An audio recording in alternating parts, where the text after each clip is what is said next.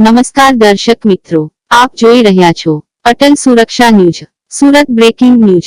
મહિલાઓના પ્રતિક ઉપવાસ. એક દિવસના પ્રતિક ઉપવાસ પર બેઠી મહિલાઓ. ફી માફી મુદ્દે ઉપવાસ. ખાનગી શાળાની સંપૂર્ણ ફી માટે ઉપવાસ. સરકારી શાળા અને સરકારી કોલેજોની સંખ્યા પણ વધારવા માંગ.